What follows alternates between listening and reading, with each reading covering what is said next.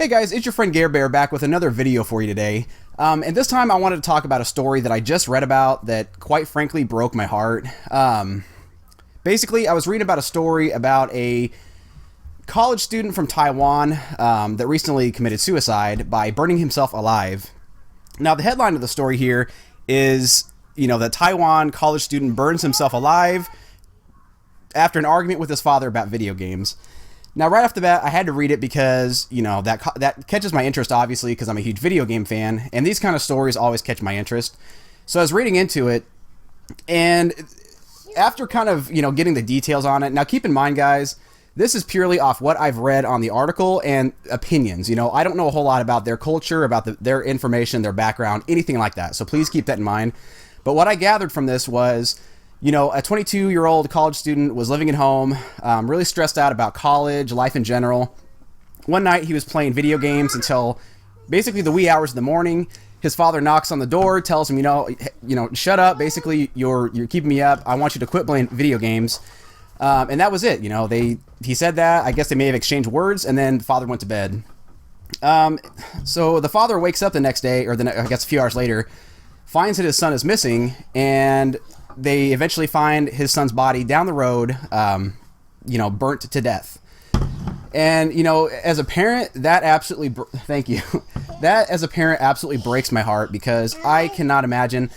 It didn't say if he was if the father was the one that found the body or if it was, neighbors, bystanders or whatever.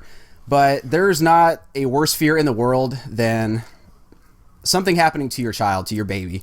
And, the thought of me coming across one of my kids, as ugly as he is, coming across one of my kids in that kind of condition, man, mentally, I don't think I can handle it. I don't think I could ever recuperate from that. So the reason I wanted to talk about this is because from the headline, it sounds like they're trying to put a spin on this, that video games were the cause of this. They love doing that. They always love spinning it on video games. It's kind of clickbait, really, when you think about it, and it's always just a scapegoat. It really is. But there's other things that are very obviously at play here, and I don't think they really talked about this a whole lot. And this is the kind of information I want to talk about.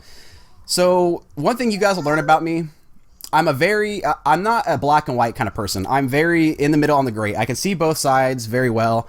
I try not to lean towards one side or the other. So, I'm going to give my opinions on both of these sides of this. So first of all, I don't know very much about Oriental culture. I'm not Oriental. I'm not from that area. So I'm not going to pretend like I'm a master of it or even in the slightest stretch of the imagination to be so. But as many of you know, in the Japanese culture, in custom traditions, and it could very well be the same today, the Japanese don't like to dishonor themselves or their family. And a lot of times in the past, what they would do is they would perform seppuku, which is suicide because they shamed themselves and their family. Now, I don't think that's something that's still done today. I would be very surprised if it is, but it very well could be. I just don't know.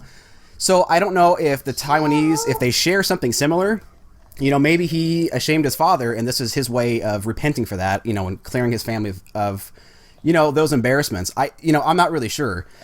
Another thing that comes to mind, since, I am in nursing school, I work a lot with mental health patients, is the first thing that I thought of was there has to be some sort of mental health issue at stake here, because it really takes, there has to be something really large at play that causes somebody to just, snap like that, douse himself in gasoline and light the flame and, burn to death. I can't imagine that's a very pleasant way to go. You feel everything up until the point you asphyxiate from the smoke, and then that's it. And I can't think of many worse ways to go out. So, like I said, it really, really breaks my heart to see that. So, again, I really think there had to have been some sort of mental health condition there beforehand. Like it says in the article, he was in college. He had stress of getting through college, getting a job. Him and his father was apparently not getting along too well because of the video games. So it's just very well could have been he had something going on, whether it was diagnosed or not. And, all it took was that one thing to push him over the edge, and then that was it. So, it's one of those things we'll probably never know. I don't know if the father has come out or will come out and speak more on the situation. It's really an unfortunate story, and it really, like I said, it really pains me to read about stuff like this.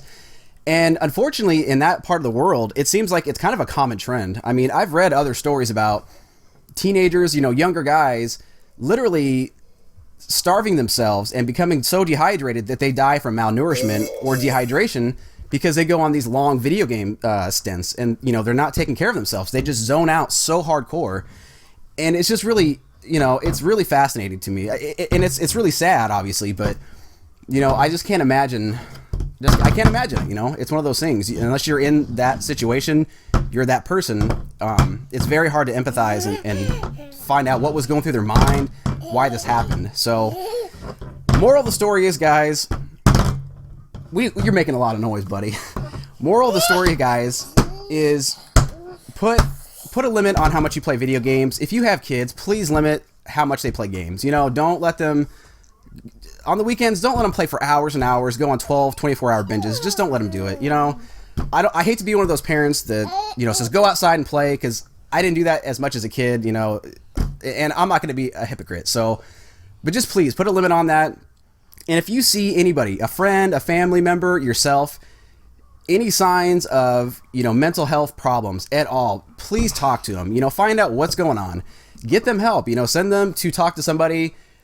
Do whatever you got to do to take care of them, because I hate seeing stuff like this happen. I have a really soft spot in my heart for adolescents with mental health issues, suicide, and all that stuff. So please, please, please don't ignore the stuff. Try to handle it as soon as you possibly can. And if you are one of those people, talk to somebody. I'm begging you, just please talk to somebody. Talk to me. I don't care. I will be more than happy to talk to you. If you got something going on, I'm seriously here for anybody and everybody. So just keep that in mind. So guys, that's going to do it for this video. I'll leave a link in the description to check out the article for you guys to read it yourself. And yeah, I guess I will see you guys in the next episode. Take care.